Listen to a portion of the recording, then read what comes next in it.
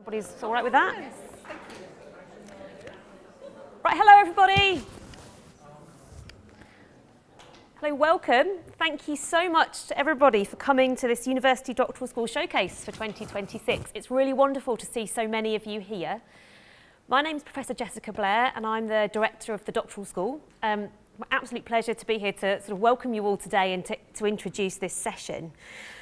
So this is our annual PGR event.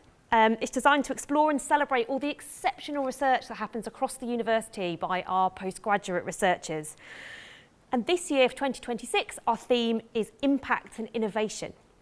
So our aim really is to highlight how postgraduate research across the institution creates innovation and how this research is really translated into lots of real-world impact. And some of that's publication, some of that is influencing policy, informing governments, or applying those transferable skills and research experience to sectors beyond academia. And there's a real wealth of that goes on across the institution, and really we're looking forward to hearing all about some of that today. I'm going to tell you a little bit about how the afternoon's going to run. So we're going to start off with a brilliant keynote panel that I'll introduce in a minute. They're going to open the showcase for us. So these are academics and alumni that are going to share their perspective on our theme this afternoon and talk about how their research and experience has been translated into impact locally and globally.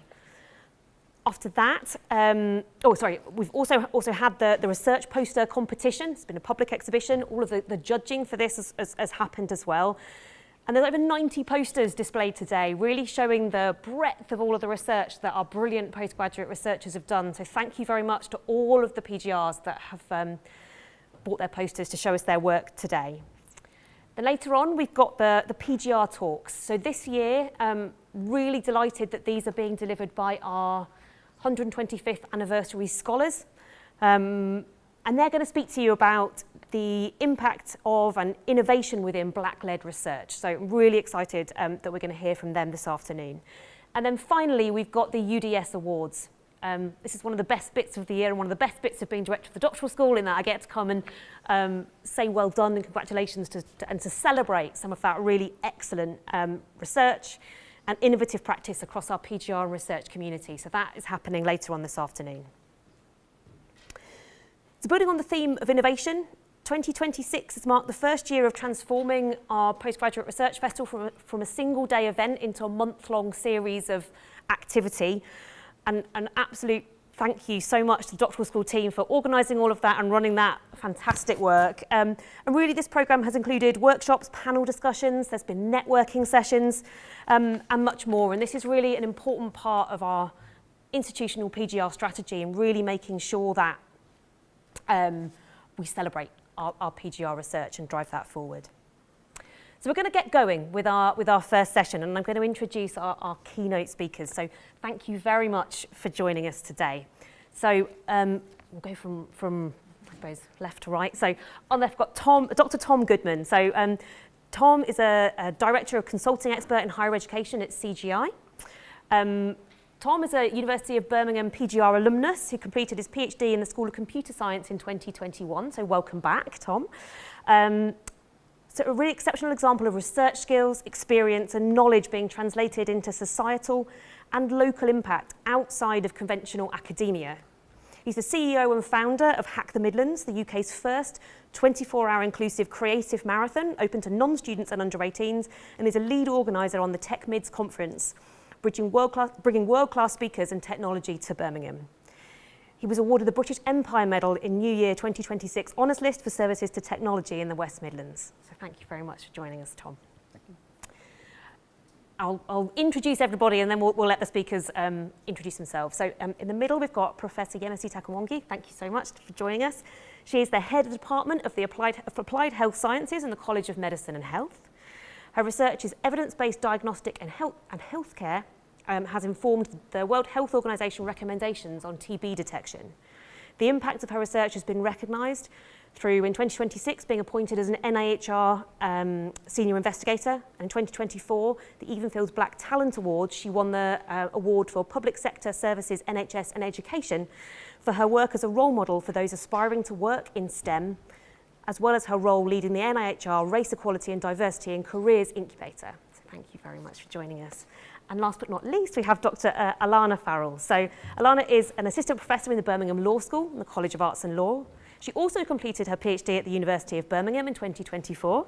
So another alumni that stayed around, which is fantastic, studying the regulation of abortion information in Ireland, where her research contributed to the integration of human rights evidence into the WHO abortion care guidelines for 2022. As an assistant professor, Alana's current research focuses on the legacies of censorship in lawmaking in Ireland. She was the winner of the Outstanding Research Impact by an Early Career Researcher at the University of Birmingham Research Impact Awards earlier this year. So we have a round of applause and a thank you to our panel.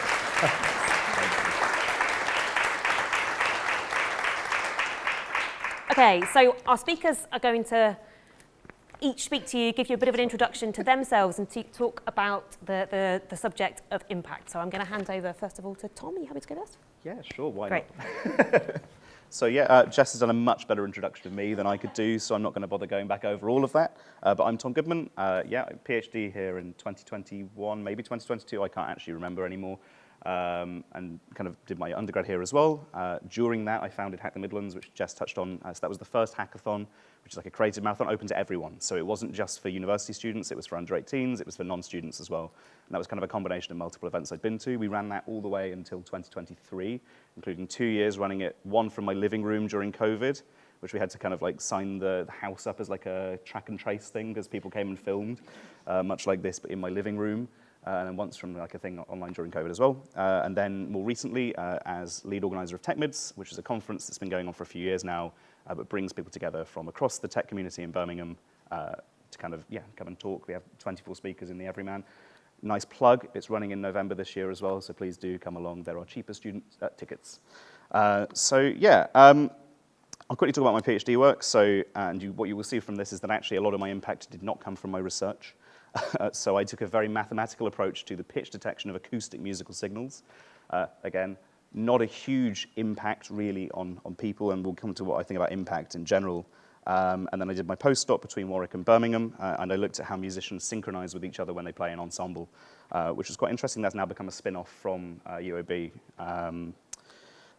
So impact for me is kind of very much about having this tangible impact on the lives of individuals, kind of beyond yourselves. It's about having that kind of multiplicative impact beyond you. Again, I don't think I am the best qualified to talk about traditional routes of impact. You'll see this is a very self-deprecating talk. But my most read paper is the academic dress of the University of Birmingham. Nothing to do with what I did. I wrote this as kind of like a little hobby thing between my undergrad and my PhD. But every year, without fail, parents will read the academic dress of the University of Birmingham, and nobody will read my maths. It is what it is. But fair enough, that is impact by itself. But the thing I will stress is kind of the importance of getting involved in the wider community. So these kind of the other things that are going on. And taking on roles that really on the surface seem disconnected. They seem that they are completely irrelevant to what you've done already, or that your research seems completely irrelevant to. And just being generally curious about picking up those new skills. I mean, pretty much like all of the useful experience I got was from doing other stuff outside of my research. It was going and sitting on boards and just getting involved with things and having that diverse range of experiences that you start to kind of accumulate that then people really value as you go back. So you kind of snowball into things, and do not forget to say no to stuff as well. But it really does snowball as you pick up these skills.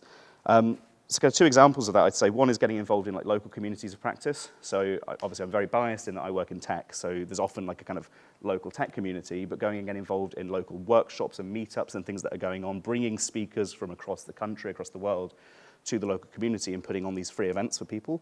I think that's really, really important. If that doesn't already exist, go and set it up, right? I mean, actually doing these things, and if you want help setting up a meetup or something, happy to help, drop me a line after this, or come and chat to me.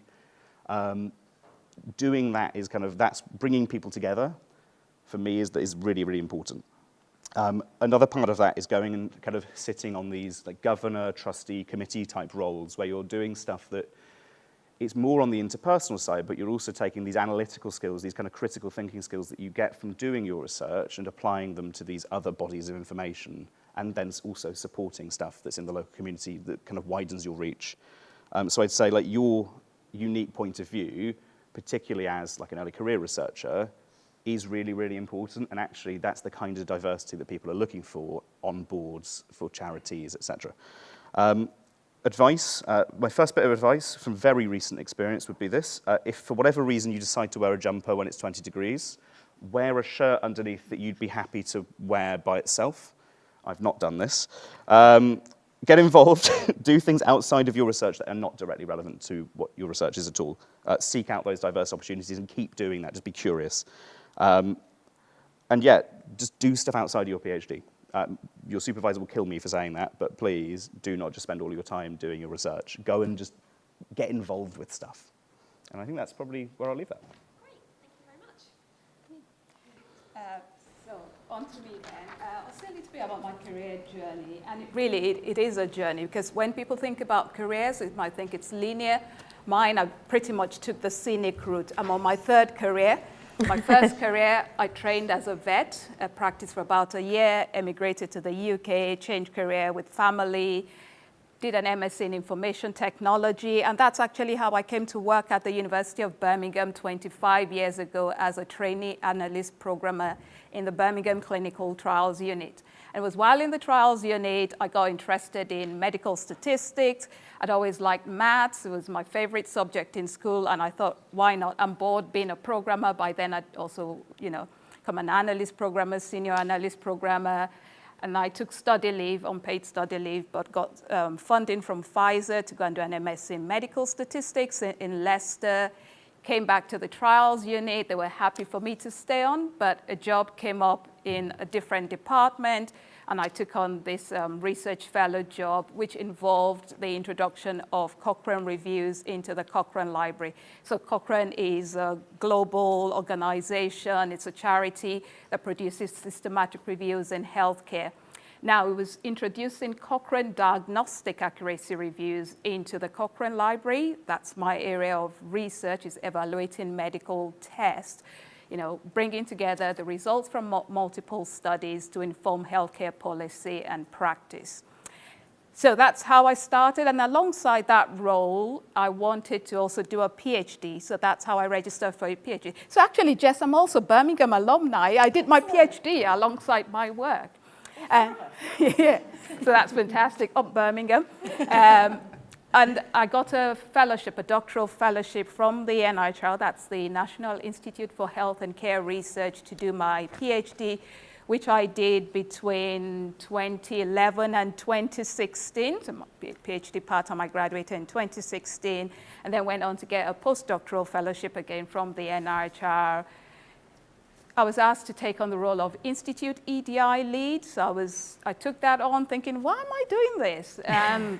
And then I started taking on other leadership roles as well and became Institute Deputy Director, and 3 years later, Head of Department. But finishing my PhD in 2016, I got promoted to Senior Research Fellow, and 4 years later, I was promoted to Chair. So that's kind of my research journey in a nutshell. In terms of impact, what impact means to me is simple. It's about making a difference. And you can make a difference in a variety of ways. You can make a difference to an individual, you can make a difference to a whole community or the entire world.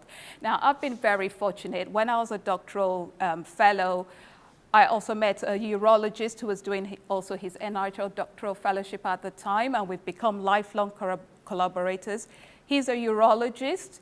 His research is in diagnosis of prostate cancer. And at one NIHR conference, we read each other's bios. He got in touch, and I provided support for his research, became study statistician on a prostate cancer trial called Precision that went on to change national and international practice overnight on how we diagnose men with prostate cancer. That led to the introduction of MRI-targeted biopsy instead of the traditional of ultrasound-guided biopsy. It meant that fewer men went on to get biopsies, because if the MRI identifies a suspicious area, then only those people go on to get a biopsy. If there's no suspicious area, then nothing.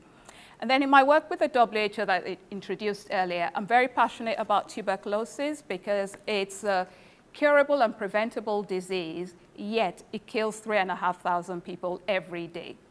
And so whatever I can do in my capacity to improve the diagnosis of TB so that people get treatment earlier, break the chain of transmission, I'll do it. So that's how I got involved with the WHO Global TB Program, doing evidence reviews that go on to inform practice. And initially I was working on reviews for children, but now working across the breadth of it. So again, going to Geneva and sitting in that room, recommendations being made that influence, the diagnosis of TB across the world, it's been a real privilege to be involved in that. So that's kind of think about that's traditional impact. The other thing that's very close to my heart is about capacity building. And all through my career, right from being an early career researcher, whether that's acting as a STEM ambassador, going into schools to inspire children to go into maths and statistics, or, as again, going through my career, inspiring early career researchers, showing them, what they can achieve either in academia or outside of academia. So that's how I took on the national role of leading the NIHR's Race, Equity and Diversity in Careers Incubator to support the careers of people from racially minoritized background. And I continue to champion that, mentor people around the world to, again, build capacity in my research area while also developing the next generation of researchers. So impact outside academia, that's part of it. And in terms of advice for current PGRs and researchers, I do agree with you, Tom, believe it or not. As a supervisor, I encourage people, get out there, learn more beyond just what you've come here to research. When you leave University of Birmingham, leave with more than a degree. Live with relationships, live with peer networks, live with new skills, new interests. There's a whole world. The university is such a large community and we're in a vibrant city. So, make the most of the opportunities here.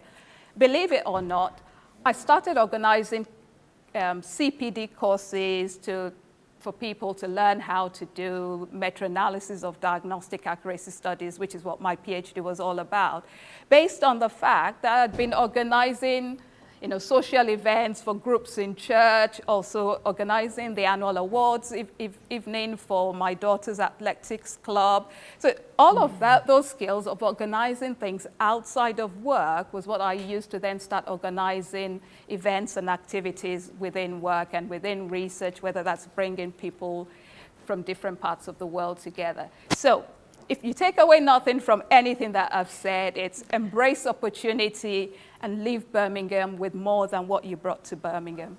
Oh, that's brilliant, thank you. Alana, over to you. Thank you so much, everybody. So I'm Alana, and I was really delighted to be asked to come here today, because for me, impact is what research is all about. It's what I'm really, really passionate about. And now today I'm going to take a really loose definition of impact. For me, I think similar to my colleagues here, it is about making a difference, either on the broader scale or to an individual who you have in front of you. So that's how I'm going to frame it today. And I think you've already started your impact work. I mean, you're doing research, you're doing a PhD because you have realized that there is a gap somewhere, an unmet need. There's questions to be answered. And by doing that, you are going to make an impact in the world. And this is what happened to me. I was working full time. I wasn't in academia at the time. When I went to look for a book on the history of abortion censorship in Ireland, the book didn't exist. So I said, well, why don't I go and write it?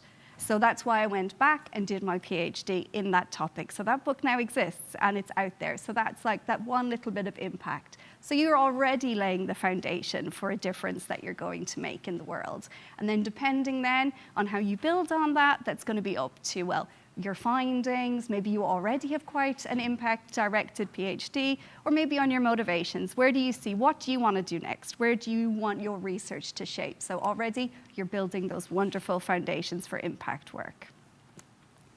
The next thing is that a PhD, well, depending on what it is, but in law, we have quite a lot of flexibility in our PhDs. We've got a lot of time and a lot of space.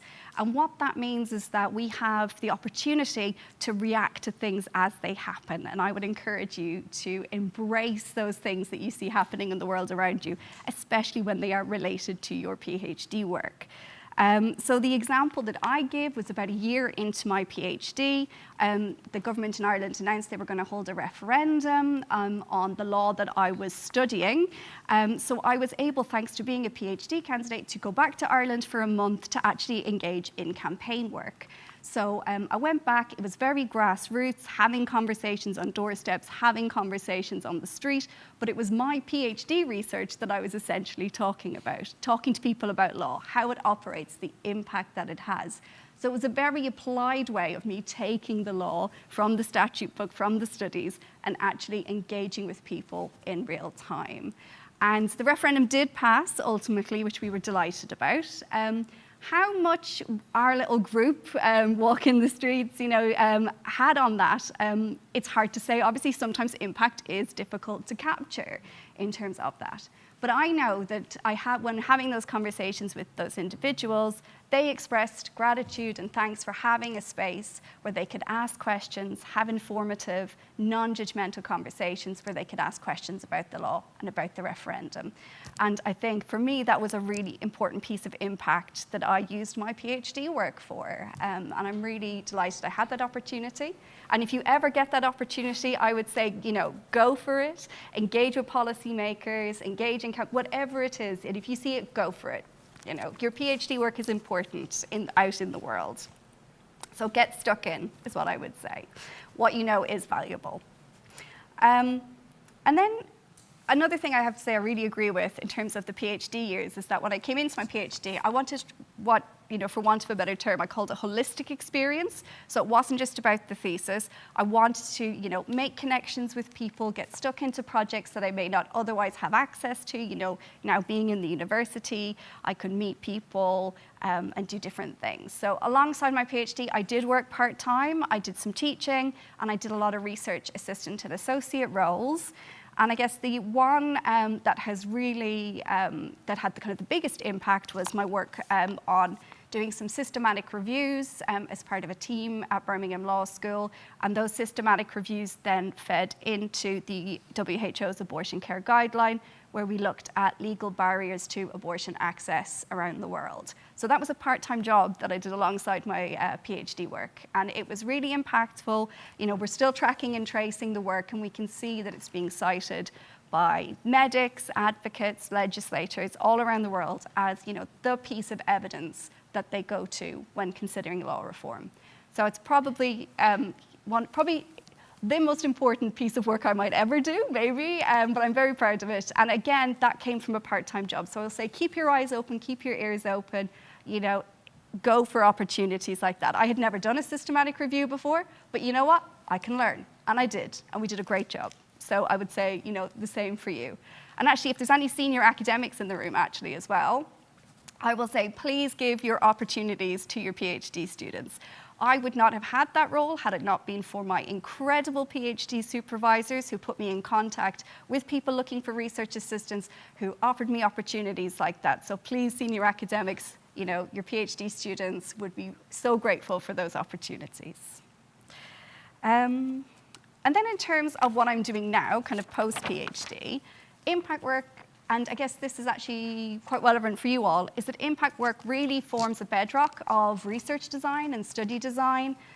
Thinking about things of like, how are you actually going to address your research questions? Well, impact can be a key part that you design in from the start, and actually I think should be there. So thinking about things like, where is impact work needed? Where should I direct my attention? Because you only have a limited amount of time, a limited amount of projects in your career. Where can I make the difference that I want to make and I see that it needs to be made there? Also, what benefits am I bringing to the communities or the participants that I'm looking to engage with? If they're being generous with their time and their wisdom, I want to make sure that I am also delivering something back, which I think the impact needs to kind of come two ways, I think. And also, so while you can never be quite sure the impact will come from a project, at least you've set yourself up for that when those opportunities arise, you are really taking the best shot at it, and you've got the best shot of really making a difference through those projects. And then the last thing I'll say is, on this point is that impact and engagement work doesn't just, again, have to come through the research design, even if you are still in the university.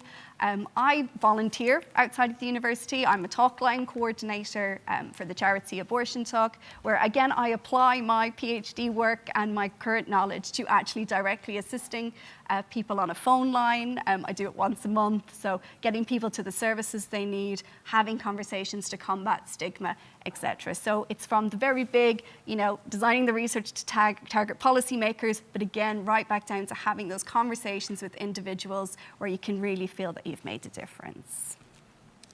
And then the last point I want to make is if you're sitting there thinking, oh my goodness, I've just signed up to be a PhD, that's enough work. I'm working part-time, I'm doing paid work, I've got caring responsibilities, I've got health conditions that I'm managing, how am I meant to do all of this? I will say, don't panic. Nobody's PhD journey is the same. You do not have to mirror anybody's career or anybody's journey. You will find the path for you. And as an example, it took me 7 years to do my PhD. I started full-time, I ended up going part-time, I took leave in the middle of it, all sorts of things. But that was my particular journey. You will find the one that works for you, your life, your family, and what you want to achieve. The thing that is trickiest is dealing with that internal saboteur or that imposter who will tell you, you're not the expert, you don't know anything. No, you do. You know it. You're going to be the expert in this if you are not already the expert in it. So embrace those opportunities and know that you can go forward and make a difference. And yeah, I'm going to finish there. Thank you.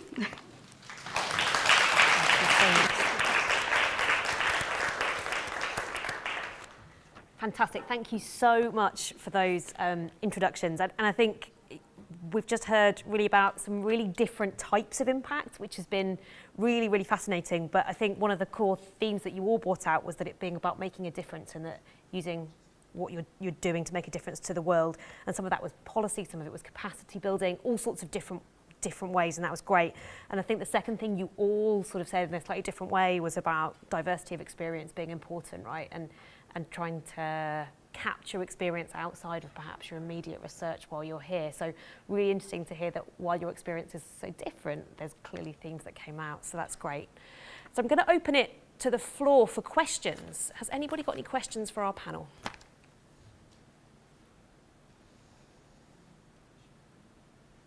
Shall I kick off with one while everybody thinks?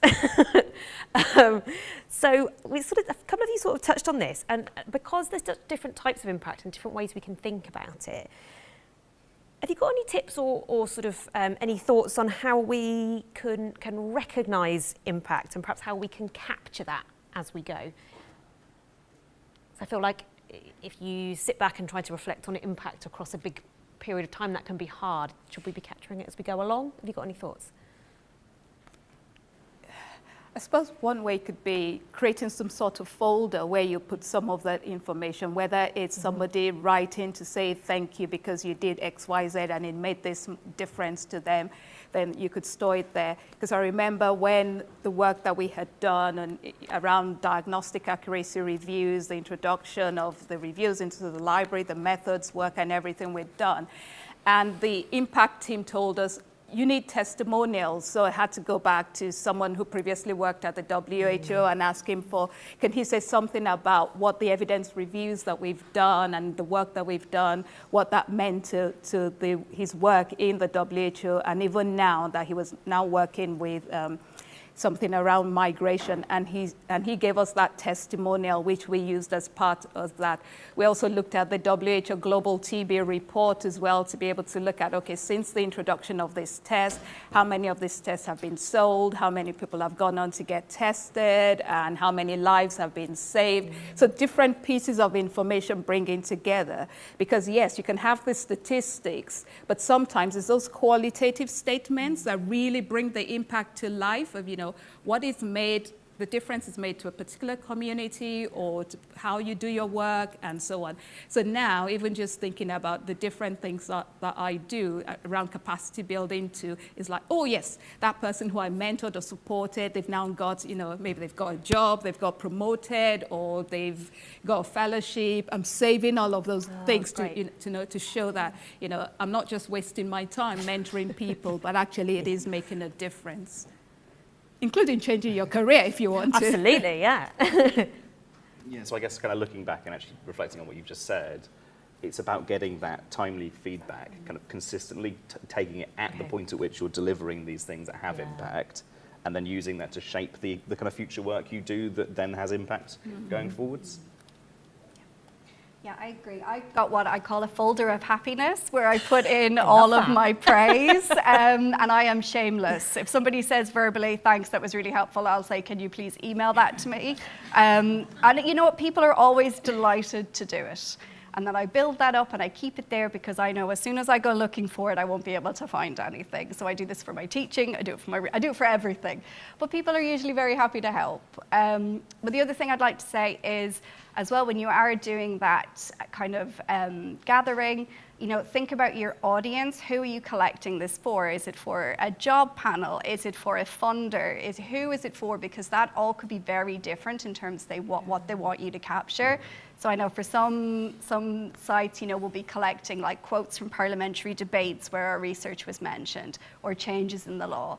Or otherwise it might be, you know, testimony from advocates saying we've used this piece here. So it's all very different. So make sure that you know your audience, why you're collecting what you're collecting, and you absolutely do it as you go along. Put a Google alert on your name and, you know, collect it, because as I said, at the end, it's always, when these things go wild, it's great and you'll never track it down retrospectively. So. Brilliant, thank you. Has anybody else got a question? We've got one at the top back corner.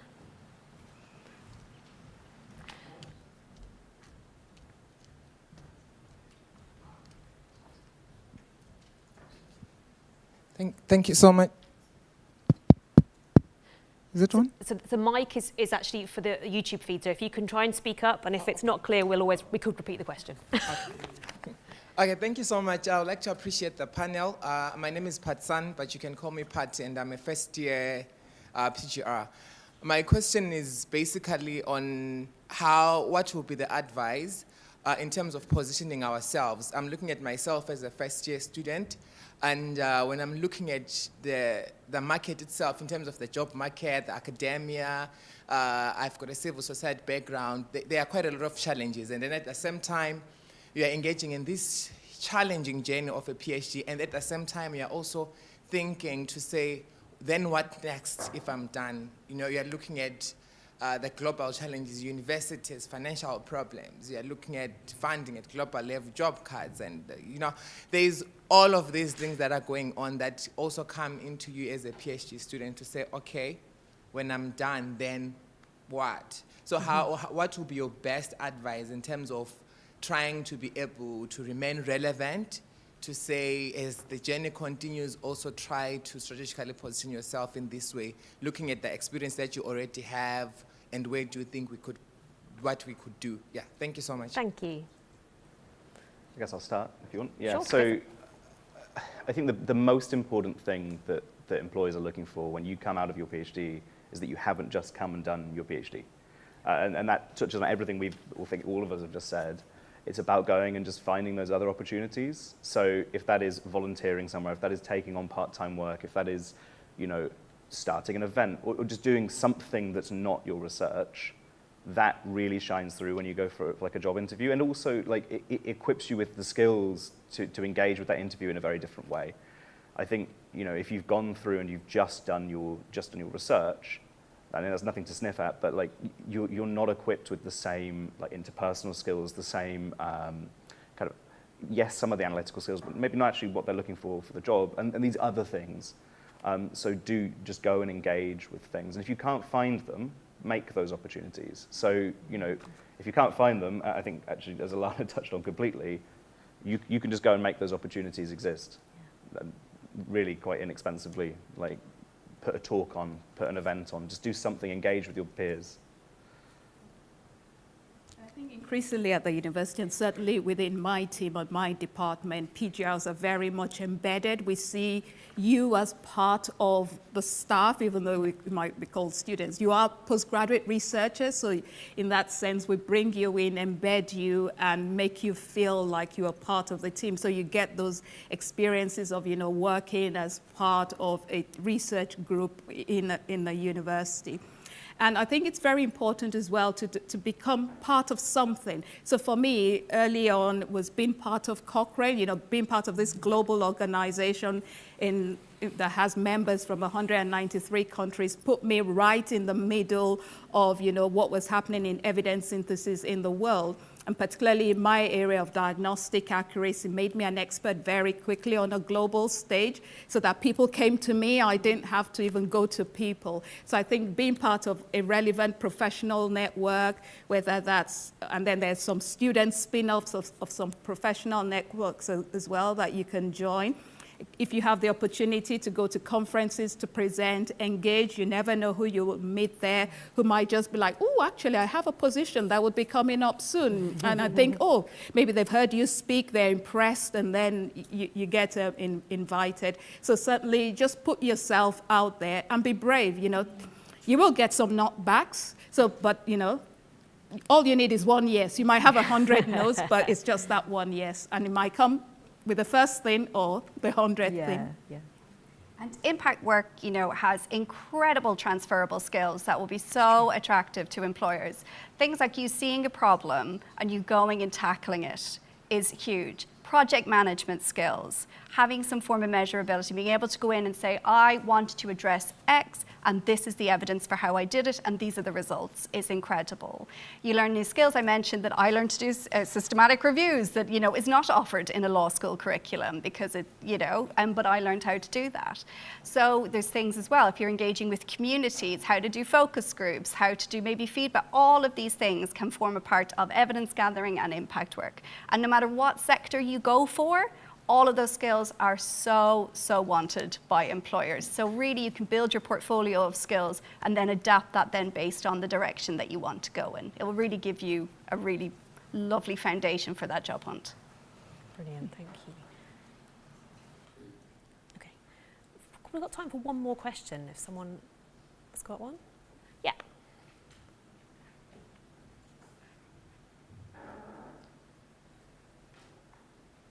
Thank you so much for this great opportunity, explaining to us how we can handle things. So I am Vincent, a first year PGR in the School of Computer Science. And my question is to the panel, like, we got a suggestion we should go out, like try new things, maybe interacting at the church and so on. And I am asking a question like, how do you do this? Because I mean, I'm only focusing on my research and I'm already struggling to manage my time. So I'm asking how you do. I mean, if I can get some advice on how to manage efficiently the time. Thank you. Thank you. Who wants to go first? You can go first again. Time. We never have enough of time, do we? And my daughter, when she was at uni, and you know, she's an athlete. She trains a lot, and she was reading lots of books. I think she read almost 100 books one year or the other. And I said to her, "How do you find time to do all of this?" And she said, "It's about priority." Because she was like, "I've come off social media. I don't do this. I don't do that." You know, so it's about prioritizing, find out what's important to you. So there's your research, but then also think about how are you spending the time that you're not using for research. And also the time that you spend doing your research, are there things that you can also improve on in terms of efficiency? And also be aware that when we say find opportunities, we're not saying always be on the hunt for opportunities. It might be that year one is so busy. You know, you've just come here, you're settling into a new environment, you're getting to grips with your PhD, you're getting to know the people around you, so that might not be the right time. But maybe year two, you know, things are going smoothly, and that's when you then are starting to look around and go, oh, okay, there's opportunity here. Or your supervisor might have noticed something about you and go, oh, there's this opportunity, I think this will be right for you. So, you know, there are different ways that this will come about. Or I had one person in my team who actually there was an opportunity that came up to be a lecturer for a few months. And so he put his PhD on pause to take on that role and then carry on. So, you know, there'll be different ways that this will come in, but don't beat yourself up and be like, oh, they've said I need to go and do all these amazing things. But, you know, just be you. And when the time is right, you will know. Yeah. Do you want to go? Yeah, like I said, don't be afraid to carve time out just to go and do stuff outside of your research. So if there are events on, I know there are events on in computer science because there is a fantastic community there. Go and engage with them, talk to people, meet people who are kind of outside of your research group, who are doing other things in the school, who are doing stuff outside of the school, and go to these events. Like, take the time, because actually through meeting those people, through kind of forming those connections, those opportunities, you're just more likely to see them coming. So it becomes very much like a passive thing after a while, where you build your network up and then opportunities kind of just come closer to you because of the people you know. One of the things about doing the PhD is not just doing the research, it's like learning how to be a researcher. So you will develop the skills over time where you will be able to do that time organization and build your research strategy and approach. It will take a few years of trial and error, but you will get there. And in terms of strategy, I will say, if you can, make whatever task you do more than one job for you. So for example, my PhD work, I was researching abortion information. I then used that information when I was talking to people doing the grassroots campaigning. When I was doing the WHO work, I was doing those reviews for that project, but I was also integrating that into my literature review for my PhD.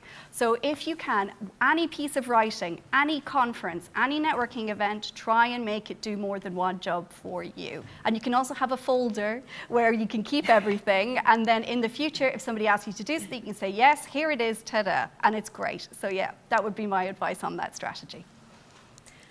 Brilliant. Thank you so much to our panel this afternoon. I think that's been incredibly useful insights into how we can use our research or build upon our research to really find impact in three very different stories, but with really similar themes. So thank you so much. Okay. So now we have our research poster competition, which you probably passed as you came in. So please do go and have a look at all the brilliant posters that are down there. Thank you very much, everybody.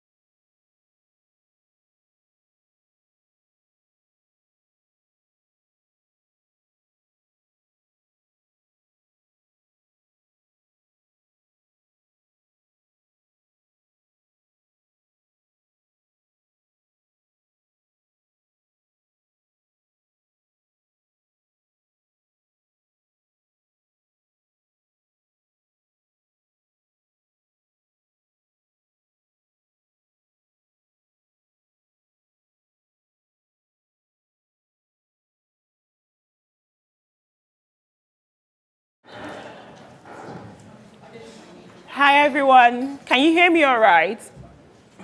Perfect. Hi, good afternoon, and welcome.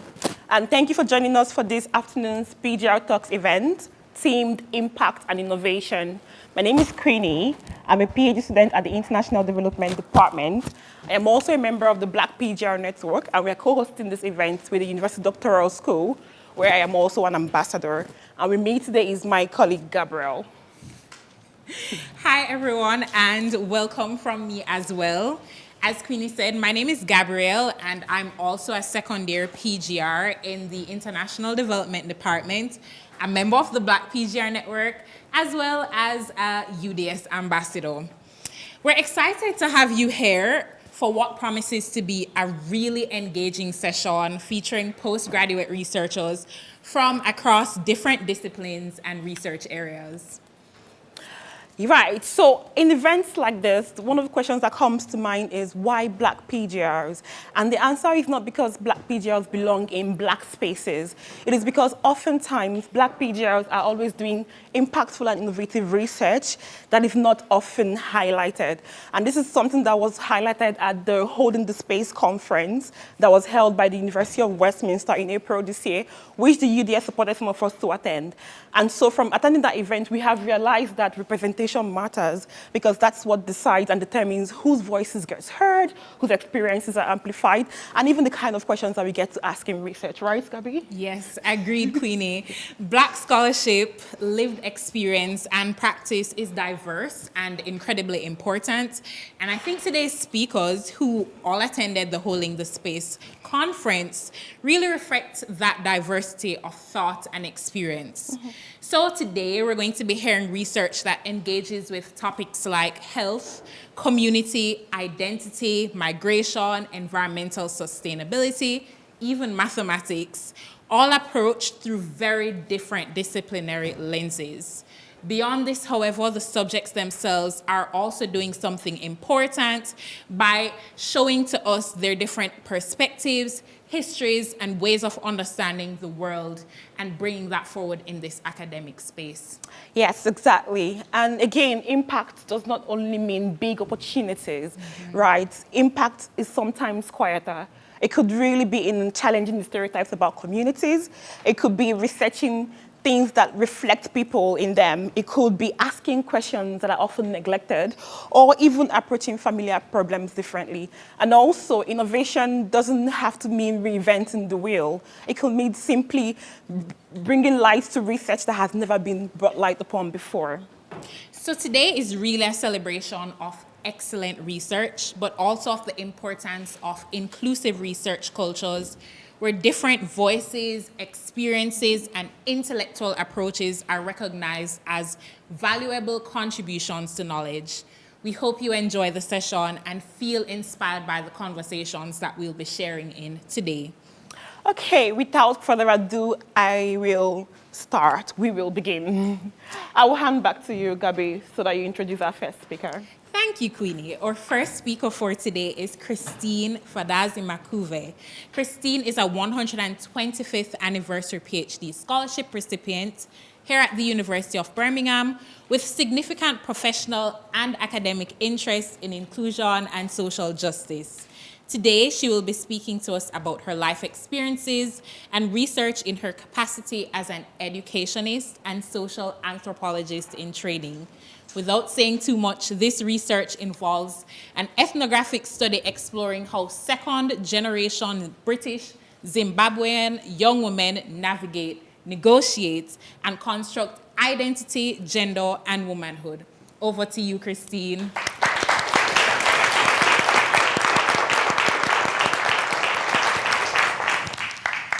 Okay, good afternoon.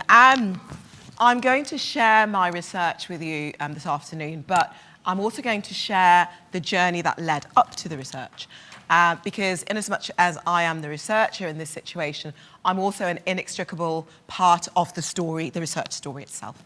So when I immigrated to the United Kingdom in 1998, I, like many immigrants, experienced a fundamental rupture in the way that I felt I was positioned as a human being.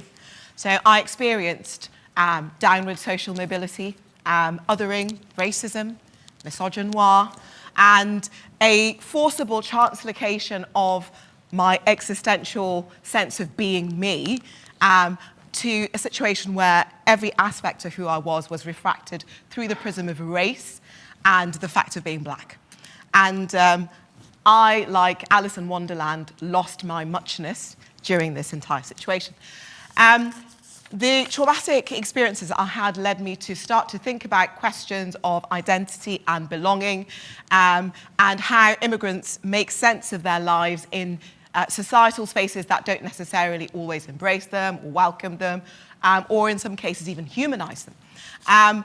And these questions were magnified when I became a mother, raising my children, growing up in Britain as Britons, and you know, with a keen sense of the fact that although my experiences were different to theirs, there was actually an alarming intersection between some of my negative experiences and some of the ones that they were going through. I also reflected on their liminality, living betwixt and between, being both British and also wrestling with their Zimbabwean identity, their Zimbabwean culture, Zimbabwean history, etc. And I started thinking more broadly about second-generation migrant young people across the African diaspora in the United Kingdom, and then realized that there was very little research into this particular generation. And there was zero research into second generations from my community, the Zimbabwean community. And it's because of this that I decided to do this research. So my research explores the ways in which second-generation British Zimbabwean young women negotiate and navigate identity, gender, and womanhood.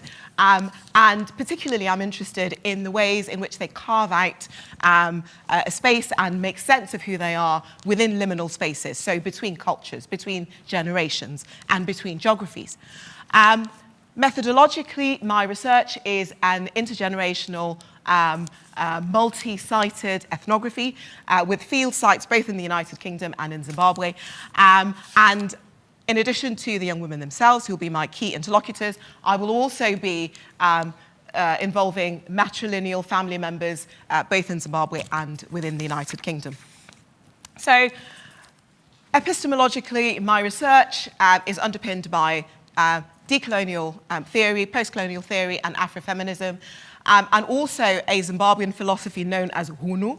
And Hunu is related to the more commonly known Ubuntu, and it is a philosophy, a metaphysical and cultural philosophy that is around the universality of esteem, interconnectedness, and relational ways of knowing, basically. And it's important that, as I'm researching people from this community, that I use that particular philosophy. In terms of impact and innovation, so my research, I feel, is inherently innovative in the sense that it is the first research of its type in the United Kingdom in centering the lives of that particular group of young people.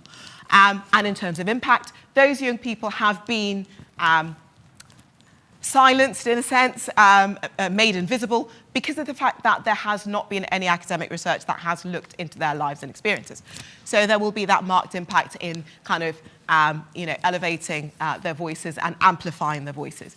In terms of potential contribution to theory and new knowledge, because again, it is novel, there isn't a research that's been done that's like it, there is a very strong rich opportunity to theorize and offer new insights into the fields of sociology, socioanthropology, and diaspora and migration theory.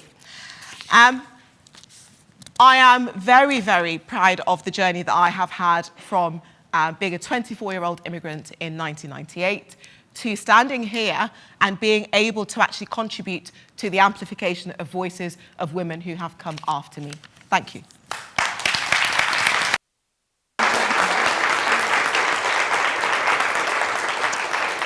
All right, thank you very much, Christine. We'll now hear from our other 125th anniversary scholar, Oluwaseun Olushola. Seun is a PhD student in the Mathematical Biology School in the University School of Mathematics under the supervision of Dr. Alexandra Zeller and Professor Sarah Jabari. Seun is studying the population dynamics of Daphnia, in a wastewater biofilter using delayed differential equations. Over to you, Shaun.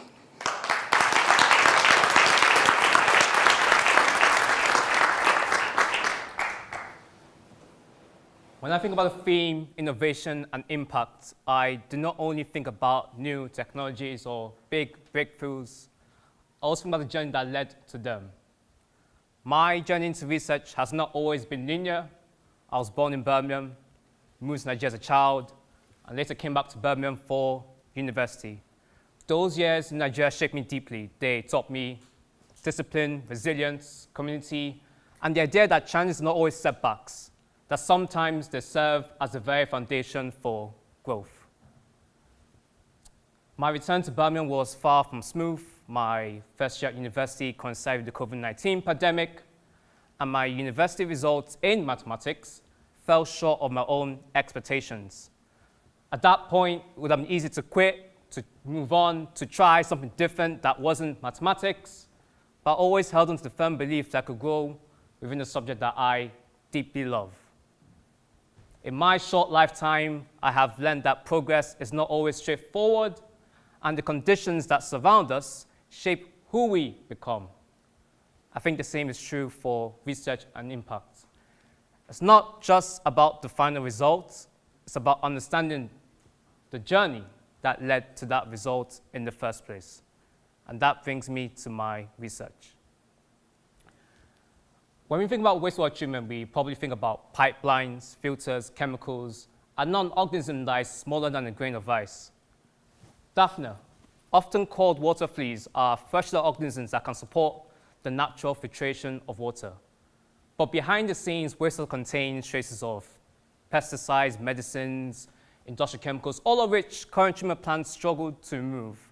And these pollutants, they don't just disappear, they end up in our rivers, our ecosystems, and eventually our own bodies. I use mathematics to understand when a Daphne-based water treatment system may or when it would be reliable and when it may be unstable. I build mathematical models that track the nutrients in the water and the Daphne population. Here at the University of Birmingham, there are researchers that are currently developing a wastewater treatment technology that uses Daphne to clean water through natural means. However, Daphne are not the most reliable workers. Changes in their environmental conditions can cause the Daphne population to boom or crash. And when the water quality crashes, when the population of Daphne crashes, the water quality crashes with it. My research is mainly focused on dilution, the rate at which water enters and leaves the system. Dilution can be controlled in practice, and my results show that dilution does indeed change the long-term behavior of the Daphne population. At some dilution rates, the population of Daphne will be unstable. At some other dilution rates, the population of Daphne would be stable, and hence you most likely will have effective cleaning going on. And so my research is practical in many ways. It's about understanding how dilution alters the behavior of the system. It's about understanding how or when the system may be unstable. It's about understanding how we can make a Daphne-based water treatment system more reliable. And that's how mathematics can help even the smallest solutions, like Daphne, make natural water treatment more reliable. Thank you.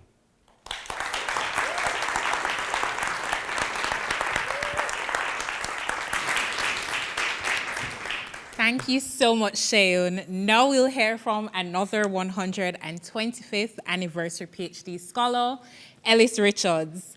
Ellis is currently a PhD scholar in the Department of African Studies and Anthropology, DASA, where he is doing research on the role of Black majority churches in Black communities right here in Birmingham. His research interests tend to explore the experiences of ethnic minorities within the United Kingdom. Over to you, Ellis.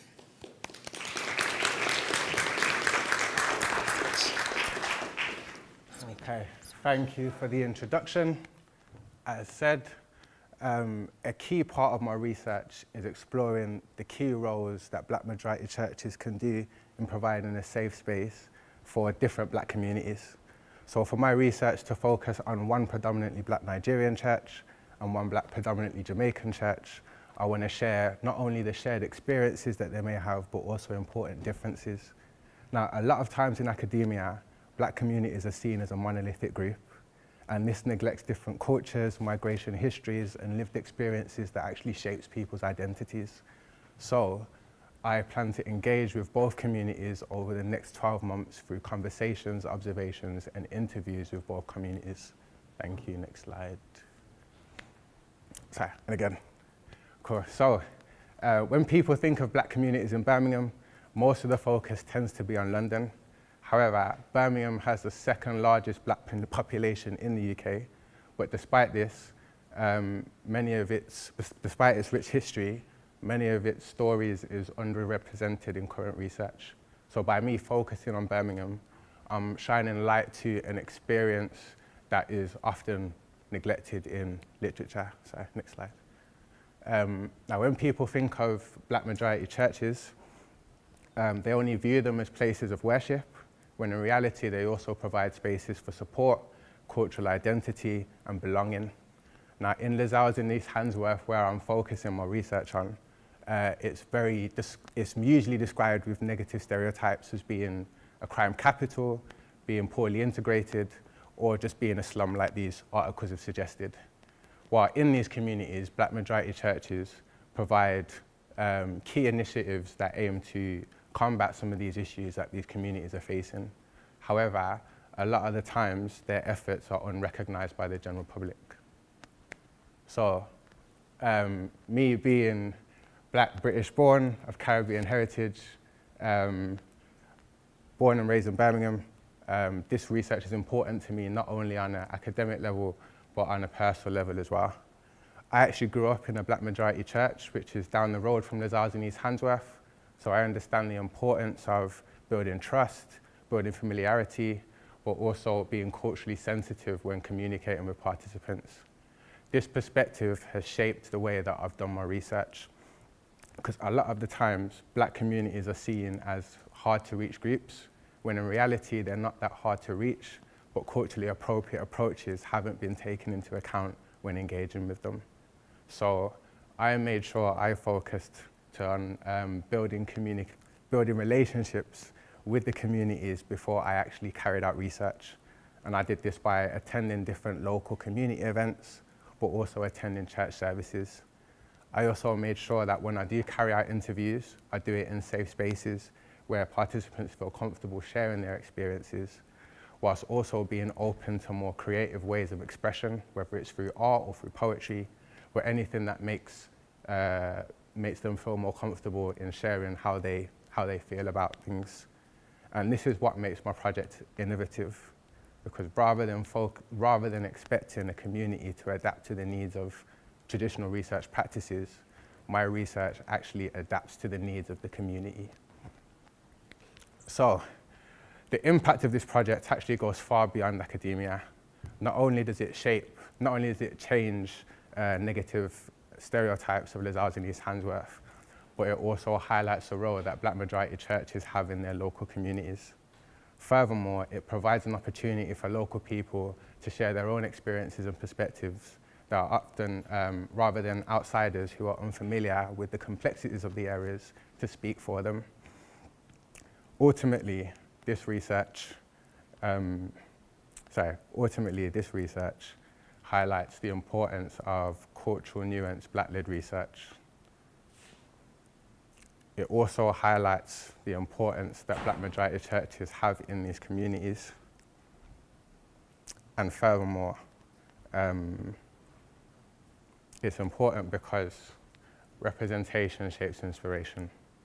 When people see themselves in research, in academia, in leadership, they can see this as a way of being inspired by what they see, inspire the next generation to let their voice be heard and their communities be heard as well. Thank you.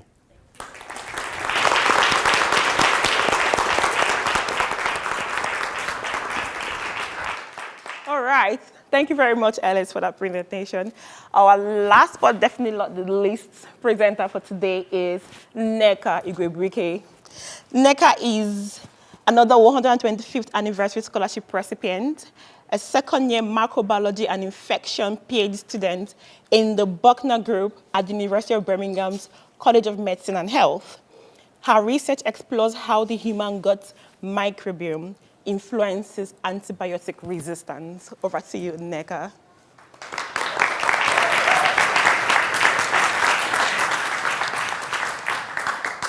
Hello, everyone, and thank you. So as you've heard from my colleagues, last April, we attended the Holding the Space conference in Westminster, which is a conference that is aimed at amplifying Black-led research and providing engagement opportunities for them. It is important to note that there is still a major underrepresentation of Black people in academia across the UK, with less than 5% forming senior academic levels and higher education parts of the university, and an even lower percentage in STEM. So spaces like these are essential to ensure that there is growth in confidence, and as well as informing other people that could be interested in this career to know that they have these opportunities and be able to access people that are in it. And I'm very grateful that I was able to experience it. Here at the university, my research is on antibiotic resistance, which basically means when bacteria no longer respond to the treatment that we give them, and they're able to cause infections that could ultimately, and do, lead to loss of lives. It's a very important thing that we are looking at because it has led to the loss of millions of lives in both developing and developed countries. There have been reports that suggest that in the year 2050, there could be over 30 million deaths attributed to bacterial resistance. So it's definitely an issue that needs to be resolved as soon as possible, and I'm very happy that I can contribute even just a little bit with my research. So what I look at specifically in antibiotic resistance is a mechanism in which bacteria are able to directly contact each other. So a good bug can contact a bad bug, and the bad bug will send resistant genes to it, and that just helps amplify resistance. So I'm looking at this specifically in the context of the gut microbiome. So this is basically our gut that has lots of bugs in it. So what we are thinking is that there is something in our gut that is influencing this process. So my work I am working to uncover what could be influencing this process in the gut microbiome. And I do this by creating sort of a fake gut, so a synthetic model that creates a gut outside of the human body, and we can study this process to see what drives it. Ultimately, I would love to contribute to this research area, not only by doing efficient research, but by also being confident to communicate my results effectively, eventually go on to inform infection management practices and such, and things of that sort. But it's something that this conference helped me to keep in mind, just that it's good to learn how to be more confident and be able to communicate effectively like I'm trying to do here, and just keep that moving forward as I navigate my PhD. Thank you.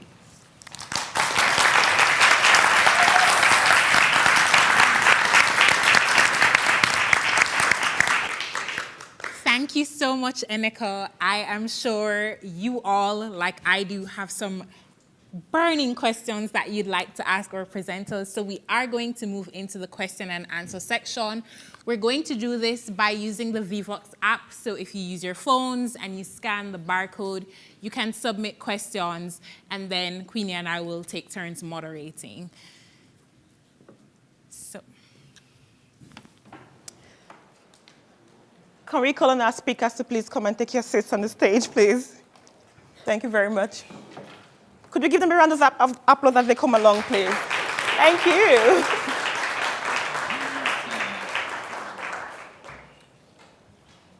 Just sit on them. Does anyone not have a mic? Yeah. What's that? Yeah, she was bringing it. There's one more chair. There's one more for you guys. This is mine.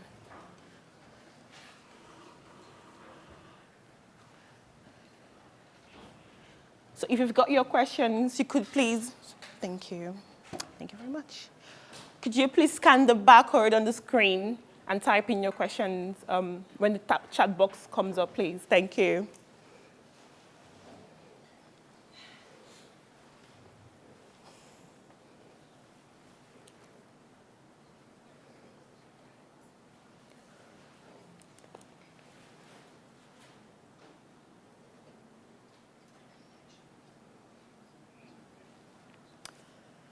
Okay, we've got our first question and, okay, we've got a couple of questions now.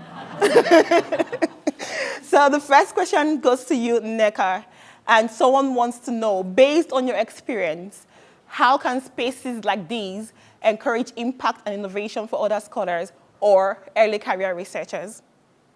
Thank you. I think spaces by that you refer to... Black spaces? Yeah. Spaces that allow Black PGRs present their research.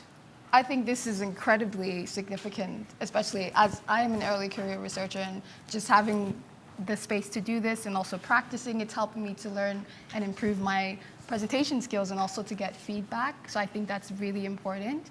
And we can also network and see and meet more people that are in this community as well as people that are outside of it. So I think it's quite encouraging, I would say. It should keep it up. Thank you. Thank you very much for that. Sheung, the next question is yours. And it says, what were the motivating factors that led you to do your work on Daphnia with your research team? It's funny, it's a question that someone asked me during my poster session earlier today. So I think when it comes to mathematics, I'm sure there are a lot of us that hate it or that just gave up on it very quickly when we were in secondary school or even maybe primary school. And I think it's common for us to kind of think that, you know, with mathematicians, we just do mathematics for the fun of it. But for me, I've always loved mathematics from a very young age. It's something that I've always wanted to do. But to also use maths to make impact, to apply it into something that makes the world a better place, even if it's just a little bit. And when I came across the project and, you know, there was impact towards, you know, addressing clean water, which is obviously a global issue that I don't need to go over, but then it was kind of like a no-brainer for me to, you know, to delve into that and enjoy maths whilst, you know, making impact, basically. Brilliant. Yeah. Thank you, Sheung. Just because I'm taking these questions by speakers, I'm going to skip to the question for Christine, and then I'll come back to the other one. So Christine, this is for you. And someone wants to know, why is it important to highlight the experiences of the Zimbabwean community outside of the experiences of the African community in the United Kingdom? Thank you. Good question. It's interesting. I'll go back actually to Ellis's presentation where he talked about sometimes black communities being regarded as quite monolithic and being homogenized, whereas, you know, the continent of Africa is extraordinarily large with a lot of different countries that are very culturally diverse. And so although there has been some research into some communities, there are very specific cultural issues that are unique to that particular community that aren't necessarily represented by research that's been done before. There's a lot to learn from those communities, but this is a distinct and unique country with a distinct and unique culture. And so how identity plays out in terms of diaspora for that community will differ from how it does in a different African community. Thank you. Thank you very much, Christine. So the next question says, more of a thank you than a question. I love this time of year and hearing about what our PGR community do their research on, and you did not disappoint. Oh, thank you. It takes courage to present, and I hope that your extremely well-presented talks are an inspiration to the PGR community. Thank you very much. Ellis, this is your question. So how did you settle on the 2 churches you went to none? Okay, so the focus was Birmingham, and initially I attended quite a few churches across Birmingham, from North to South Birmingham. I found one church in particular in like Northwest Birmingham, which I saw the potential and was like, I really want to work with this church. However, there were so many hierarchical issues that stopped me from eventually working with this church. But from being in that area, I was aware of so many other churches in that area. And from then, I guess I went off personal feeling of going in these churches, which ones I was more connected to, which ones I could relate with, which ones had the most potential for doing research with. And it just so happened that the 2 churches that I did settle on were on the same road. It just happened that they were also surrounded in an area that was struggling, deprived, or as you saw in my slides, quite unfairly stereotyped. And the churches were doing key things in the community, but just in different ways. So then that's how I settled on the 2 churches. Perfect. Thank you, Ellis. This question is for all the speakers. I will start with you, Christine. Someone wants to know, to start by saying the low rate of young Black academics has been well documented in this session. How do you think we can encourage more young Black students to see research as a viable career pathway? And what kinds of support do you think would make this process effective rather than performative? Could you share your brief thoughts on that? Wow, that's an interesting question. So I think that the answer to this is around not just kind of ways in which to increase representation at postgraduate researcher level, but representation in higher education in general. So I could talk forever about this, but I won't. I am an ex-secondary school teacher, an ex-assistant head of a secondary school, and I know about some of the issues that affect young people from Black communities within school in terms of engagement with schooling, full stop. And they are, you know, there's a multiplicity of different reasons that I can't go into, but it would be difficult, I think, just to talk about representation at the kind of the higher end, that postgraduate research level, without talking about, first of all, addressing issues that are stopping young Black people from going into higher education, full stop. Obviously, there are other things that can happen, such as, you know, events like Holding the Space, or other events where, you know, Black PGRs can maybe speak to young people who are you know, still at undergraduate level, or even go out into schools and do, you know, extension work in secondary schools and speak to, you know, GCSE students, A-level students, etc. But that, you know, that there is an extent to which that can fall into something that is a bit more performative, whereas the issues are fundamental, I feel, and yeah, I don't know. Yeah, there are some things that we can do, but I think the problems are very deep-rooted. Thank you very much. Yes, Ellis, please go ahead. I'd say, in my personal experience, the scholarship that all of us are on is if that can continue, that would be a good avenue for more people, only because I feel like when I speak to people that I know, like I don't really know many other PhD Black people outside of the people here and in our cohort and part of our network. So when people hear that there's opportunities to actually do research in their own communities, they're like, wow, I can't believe you're actually getting partly funded to do something that you're a part of and something that you're passionate about. And I feel like if there's more opportunities for us to kind of share our own stories and expand on them and go further, then that can do a lot to raise representation. Thank you. Thank you. Nneka? I think basically the same thing that Ellis has said. It's the fact that we were given, you know, the scholarship. We have the opportunity to pursue things that we're passionate about. So if that could go on, that would be amazing. And again, it's also opportunities like this where we kind of share our stories and show the progress that we've made so far with the opportunities that we've been given.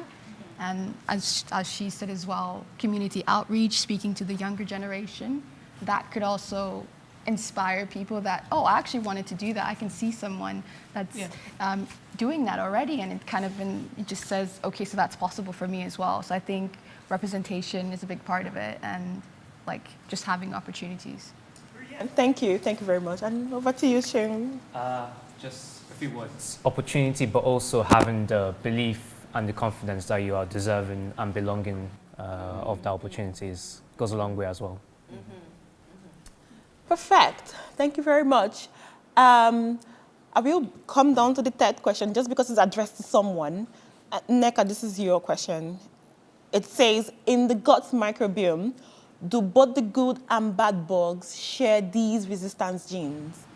So the specific mechanism that I'm interested in is how the bad bugs give it to the good ones, and at the end of the process, both of them become bad guys. So basically, this is in layman's terms. My supervisor is here today, so I'm speaking in very layman terms, but it's basically that's kind of what happens, is at the end of the process, resistance continues to spread because the bad bacteria infects the good ones or by direct contact, and they go on to continue to replicate, and everything just becomes crazy, and that's how we get multi-drug resistance. So it's possible for one bacteria to carry more than one bad resistant gene. So that means that they're resistant to maybe 3 drugs.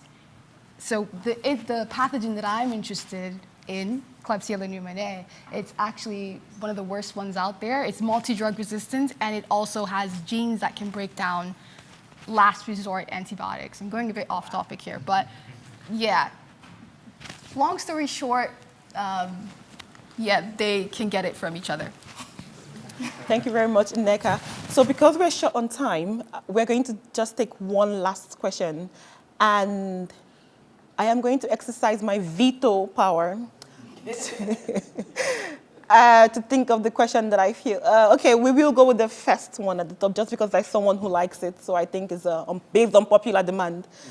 So guys, anyone can answer. What advice would you give to Black PGRs who want to find community? I really enjoyed this session. Let me start with you, Sheun. Just reach out. Just put yourself out there. You're not alone, is what I would say in very short terms. Perfect. Ellis? Similar, but I'd also say on top of that, even though we can say reach out, but sometimes we're not visible. And I think one of the best ways is, if anyone's in here, communicate with one of us. There's quite a few Black communities that we're all a part of that are PGRs. And if I could give additional advice, I did my master's here at UOB. And when I did my master's here, even though I'm from Birmingham, the university was not like my experience of Birmingham, if that makes sense. So I didn't really have much of a community there. And even though I got through my master's, but I kind of struggled with the social aspects. But doing my PhD, being part of the 125 cohort, being part of the Black PGR network, it makes a very big difference in terms of being able to feel safe, being able to conversate, not have to think too much about things. And I feel like it benefited me a lot in my academic life as well. Thank you. Neka? I basically the same thing is, reach out to us if you see us, and if you're interested in anything, we're happy to help. I'm a part of both of those things that he mentioned, and I think it's been really helpful for me as well. I moved to Birmingham for my PhD, so it was nice to have like a welcoming community here. So definitely reach out, and we're happy for you to be a part of us and get to know you. Perfect. Christine? Really kind of in agreement with everything that's already been said. But there is a network that has a WhatsApp group, and it's the Black PGR WhatsApp group. And if you ask any one of us, we can give you the number, and you can plonk yourself onto that group. And it's a really supportive group, and there are events that happen every once in a while, very, very generously funded by the doctoral school. And we meet and we talk, etc., etc. So, there is support out there. Thank you very much, Christine. Thank you very much to all of you guys and to an amazing audience as well. If you do have questions that we couldn't take, please feel free to walk up to any of these amazing speakers and continue the conversation with them. But for now, it is thank you.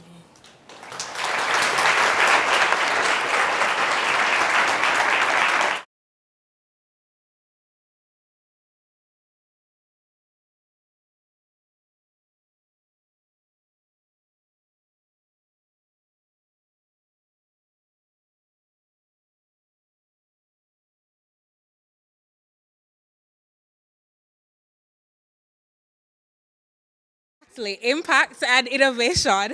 And I think we can all agree that today's showcase of brilliant scholars embodied just that. Right, Queenie?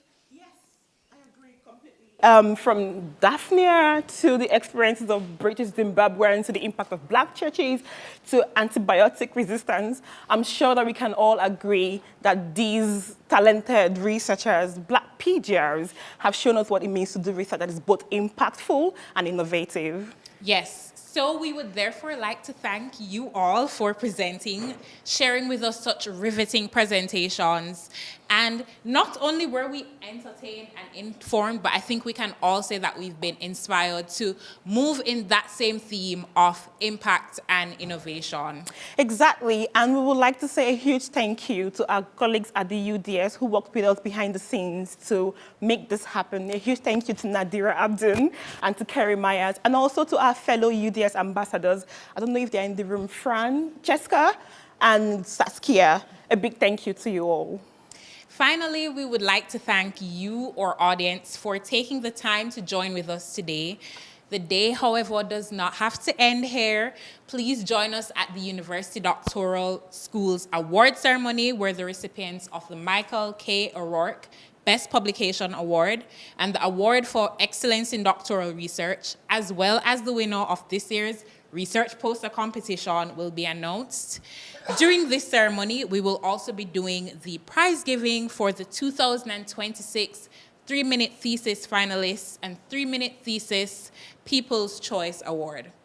After that, please also join us for the drinks reception in this same building.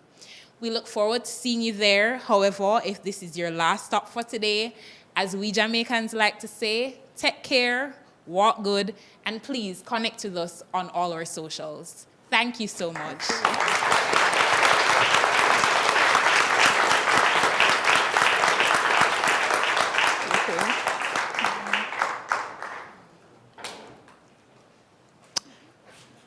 That will be all.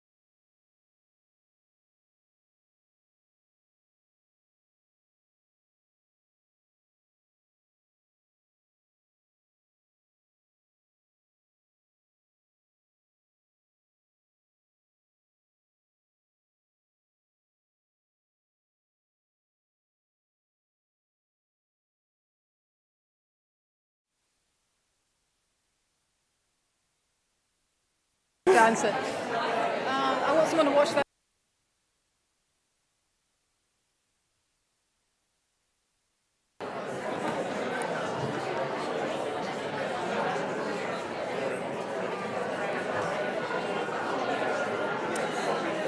Okay, thank you, everybody.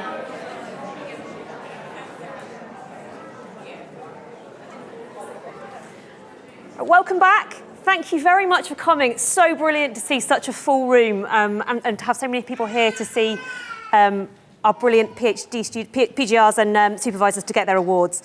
So for those of you that don't know me, I'm Professor Jessica Blair. I'm the Director of the University Doctoral School. And this is the best bit of my job, being here to be at the awards ceremony this afternoon. At the University of Birmingham, we have over 4,000 postgraduate researchers. And we've got plans to grow that. We want to continue recruiting exceptional researchers into the future. Our postgraduate research community is really one of excellence and also of innovation, and I hope you can see that from today's showcase. I think that's particularly clear when you look around the 90 posters that we've had at the event today. So thank you very much to everybody who participated and bought a poster. We are incredibly proud of our vibrant postgraduate research community. We have postgraduate researchers undertaking groundbreaking research in our laboratories, in archives, theatres, libraries and spaces across Birmingham and beyond. But we also all know that excellent supervision is at the heart of PGR success. And as well as our fantastic PGRs, we are also very lucky in Birmingham to have exceptional academic supervisors who support and guide our PGRs with expertise and with empathy. And in today's awards ceremony, we're also going to highlight and celebrate just some of the fantastic PGRs and PGR supervisors that we have at Birmingham, and recognising that these individuals represent a vibrant, inclusive and world-class postgraduate and researcher community. Okay, without further ado, we're actually going to crack on and get on with our first category of awards. So our first category is the Best Publication Awards.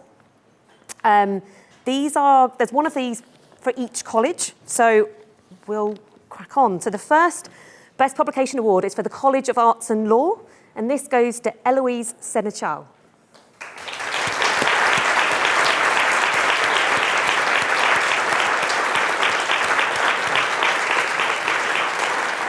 Eloise obviously isn't able to join us today. I should say hello to everybody that's also joined us online. Sorry, I should have said that before. It's possible that some of our award winners will also be online, but of course, we will make sure that they get their very beautiful trophy afterwards. Okay, let's hope we have better luck with the next one. So the Best Publication Awards for the College of Social Sciences goes to Elliot Vassell.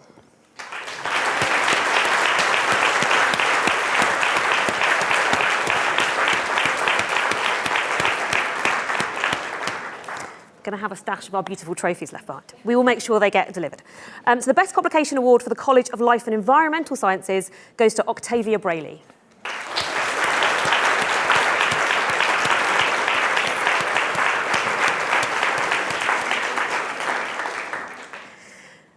The Best Publication Award for the College of Engineering and Physical Sciences is Sam Detmer.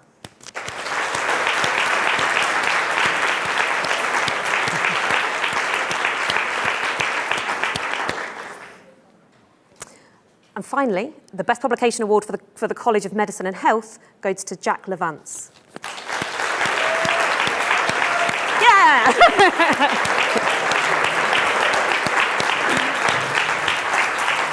Thanks, Elizabeth. Congratulations, and thank you very much for coming this afternoon. Of course. Well done, Jack. Congratulations.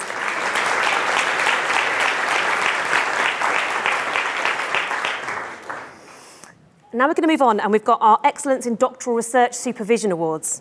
And again, we've got one of these awards per college. So the first Doctoral Supervision Award is for the Excellence in Doctoral Supervision in the College of Arts and Law, and that goes to Iona Katapidi.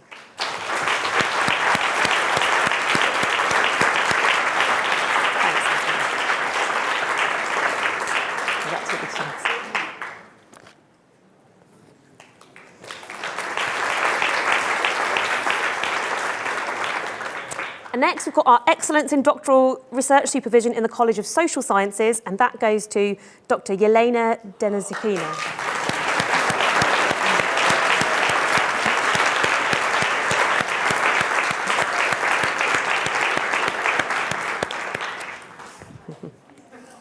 Clearly a popular choice in the middle of the room. Our Excellence in Doctoral Research Supervision for the College of Life and Environmental Sciences goes to Dr. Stefan Lautenschlager.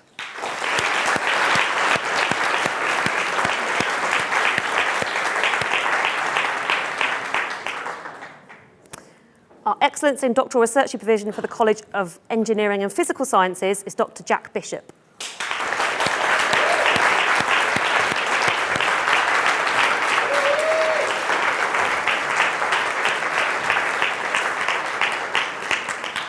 Congratulations.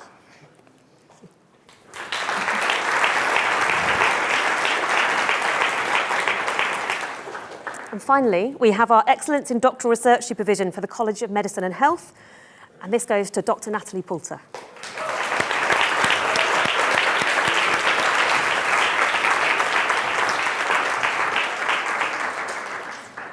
Congratulations.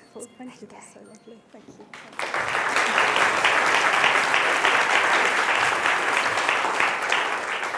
Thank you very much, everybody. I'm now going to pass over for the 3-minute thesis awards.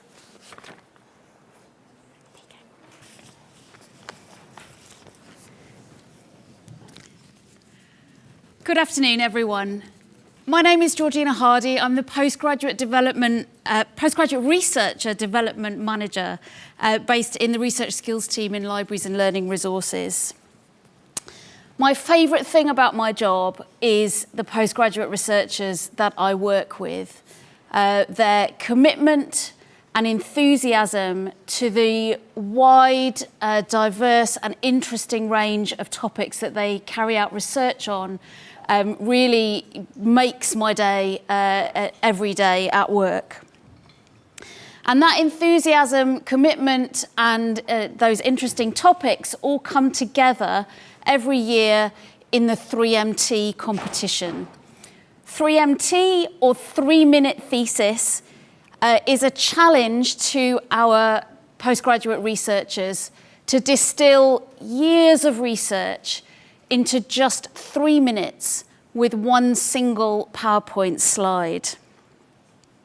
It needs to be encapsulating the work that they've done over the period of their research programme, and it needs to be accessible to a non-specialist audience. Every year at the University of Birmingham, we have loads of really outstanding 3-minute thesis presentations, and this year was absolutely no exception to that rule. We had really outstanding competitors who really conveyed with enthusiasm the information, lots of information, just in that very short time period. All of our finalists have a video of their presentation on YouTube, and if you haven't already watched some or all of those, I would really encourage you to go and have a look and learn about the great research that is going on across the university. Unfortunately, there can only be a few prize winners every year that we run this competition, but it is a very great honour for me this year to have been asked to present those prizes to our 3-minute thesis winners. So first up, we have the judges' runners-up. Actually, the quality was so high this year that we have 2 runners-up for the competition. And our first judges' runner-up is Princess Jemima Nambo.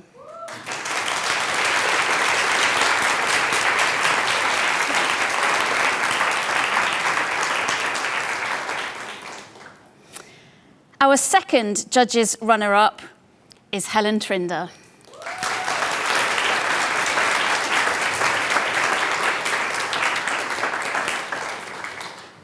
Congratulations, really well done. There we go.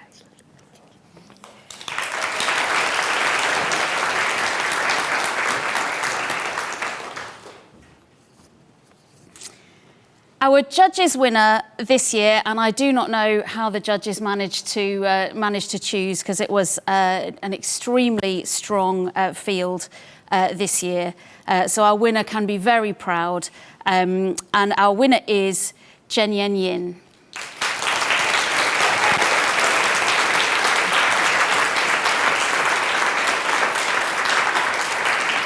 Congratulations, well done again.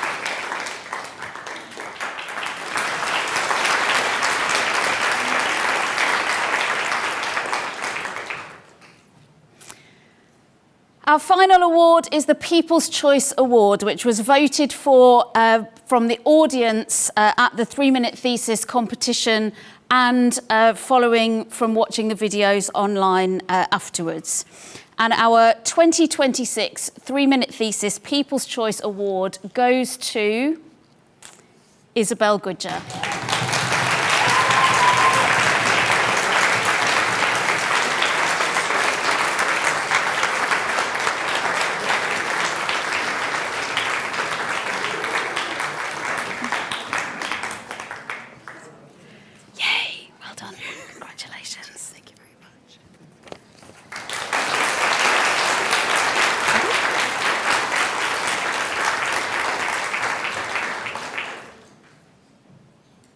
Great, thank you.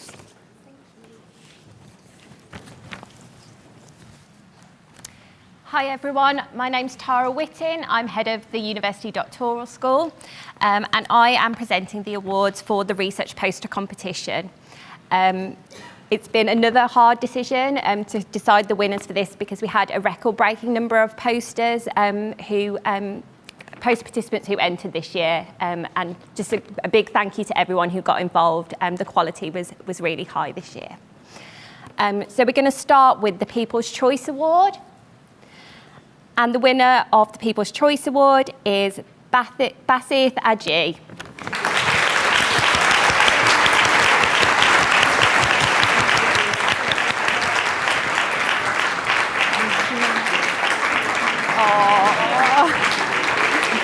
Congratulations! Thank you so much.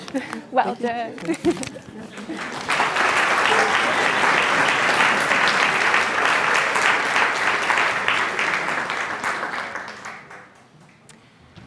And next we have an award winner from each of the 5 colleges, starting off with the College of Arts and Law. And the winner of this award is Bayan Masood.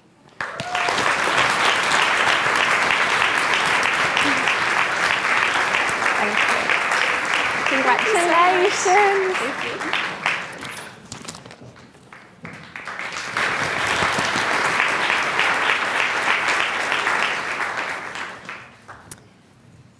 And next we have the College of Social Sciences Award, and the winner is Olivia Peaty.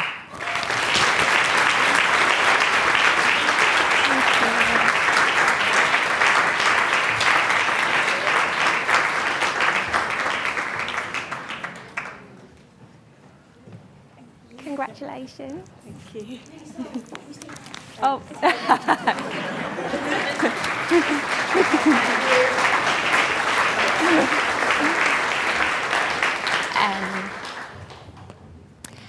Next, the award for Life and Environmental Sciences, and the winner is Rita Hira.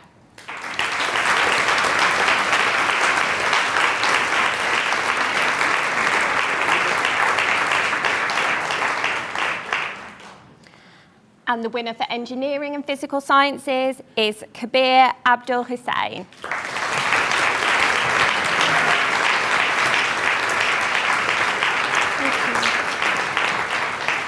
Congratulations.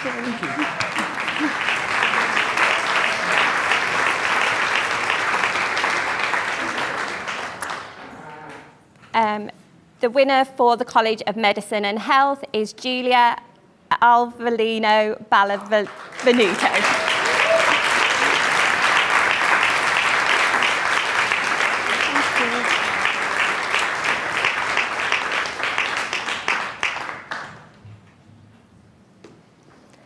Congratulations.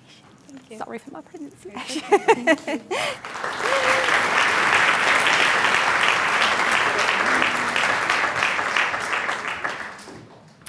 We're now on to third, second and first place prizes for the research poster competition.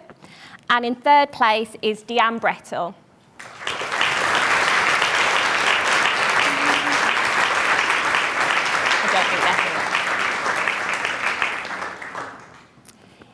In second place is Isabel Goodyear.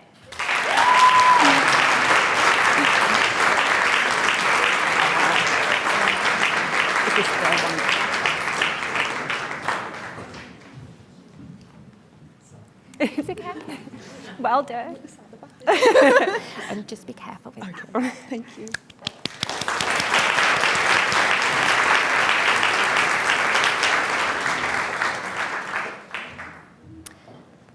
And in first place is Rebecca Humphreys-Lamford.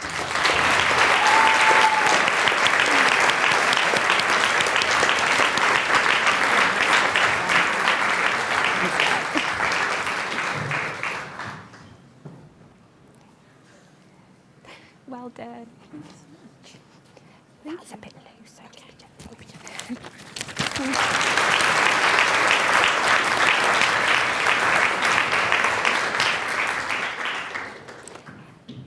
And finally, I'd like to welcome up Laura, who is from AM Digital, a publisher that we've partnered this year for a special award in digital scholarship. Thank you so much. Yeah, it's really, really great to be here. So my name is Laura. I work for AM Digital. We're a publisher and we work with historical archives and museums and heritage institutions around the world to digitize archival and heritage collections and turn them into online collections that you can then use at your university. And what's really exciting about that is the way in which we're able to use this like old material and bring it alive in the digital sphere and use different methodologies to approach that kind of material.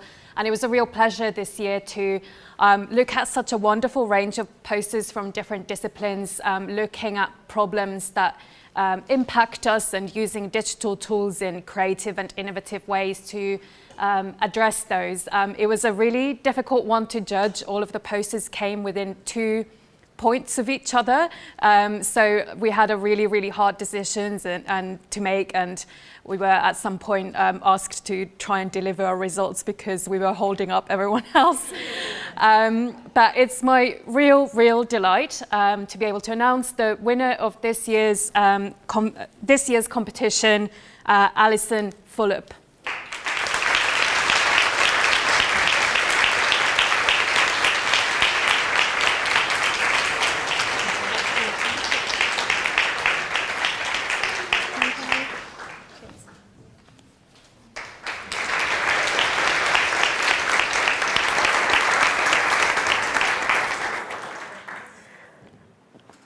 Congratulations again to all of our award winners. Your achievements have been incredible, both the PGRs and also the brilliant support that is provided by our supervisors. We should also say congratulations to all of those that were nominated. There were lots of you, which was absolutely wonderful. It was a really big job getting through all of those nominations, but that's a really lovely problem to have, and it's because we have such a brilliant community of PGRs and of supervisors. I've also got to say an enormous thank you to the doctoral school team who've organised the event today. It's been months in the planning and they've worked really hard, so can we have a round of applause for the doctoral school team, please?